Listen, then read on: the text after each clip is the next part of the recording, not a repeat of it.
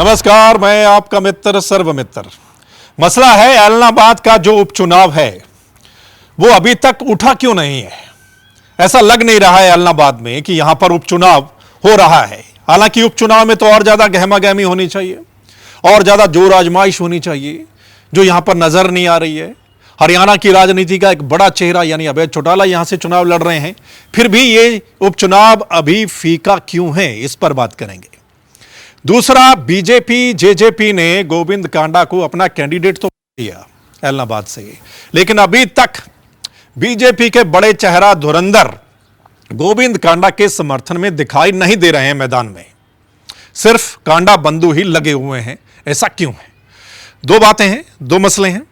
आपको पता है कि जब बड़ौदा में उपचुनाव हुआ था थोड़ा समय पहले ही, वहां पर जब चुनाव हुई थी तो चुनावी माहौल बन गया था। बड़े बड़े नेता वहां पर पहुंच गए थे और पूरा नजर आ रहा था कि उपचुनाव हो रहा है।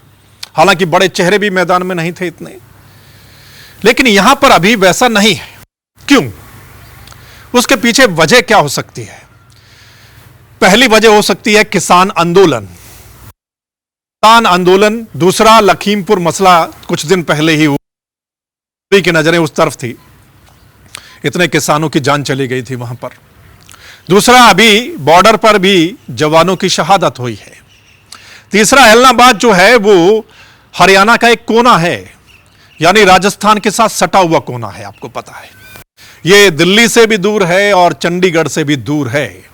हो सकता है इस वजह से नेता यहां पहुंचे हो, अभी आने में उनको वक्त लगेगा। स्टार प्रचारकों की लिस्ट तो जारी हो गई है, लेकिन अभी तक दिखाई नहीं दे रहे हैं।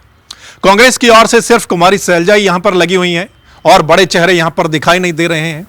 वहीं अगर हम बात करें बीजेपी की ओर से, कोई नहीं, इक्का दुक्का नेता आए, प्रेस कॉन्फ्रेंस करके निकल गए वो यहां से, बाकी नजर नहीं आ रहे हैं।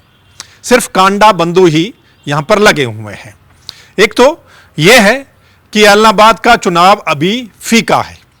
अभी आपको पता है धान का सीजन भी आ गया, नरमा कपास का सीजन भी आ गया, किसान उसमें भी लगे हुए हैं, तो यह भी वजह हो सकती है।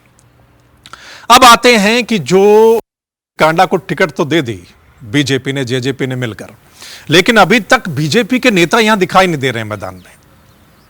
गोविंद कांडा जो है वो और उनके जो बड़े भाई हैं गोपाल कांडा यानी कांडा बंधु, वो दोनों ही लगे हुए हैं प्रचार करने में। हालांकि काफी जगह उनका विरोध हुआ है, हो भी रहा है। आपने वीडियो देखी होंगी किस तरीके से उनका विरोध हो रहा है, भारी भरकम विरोध हो रहा है, फिर भी वो चुनावी प्रचार में लगे हैं। लेकिन बीजेपी के नेता दिखाई क्यों नहीं दे रहे हैं? सिर्फ एक दो लोग आए, प्रेस कॉन्फ्रेंस करके निकल गए। क्यों नहीं अभी तक जो है बीजेपी की सपोर्ट जितनी कांडा को मिलनी चाहिए थी वो नहीं मिली है?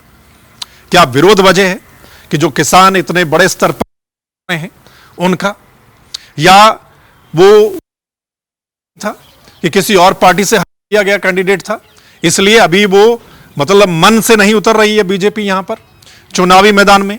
हालांकि आगे आगे देखने को मिलेंगे उनके नेता, लेकिन जिस तरीके से बड़ौदा का चुनाव बीजेपी ने लड़ा था वैसा माहौल यहां पर नहीं है। जैसा बड़ौदा में बीजेपी ने बहुत बड़ी शिद्दत से चुनाव लड़ा था, वो वैसा माहौल यहां पर दिखाई बिल्कुल भी नहीं दे रहा है।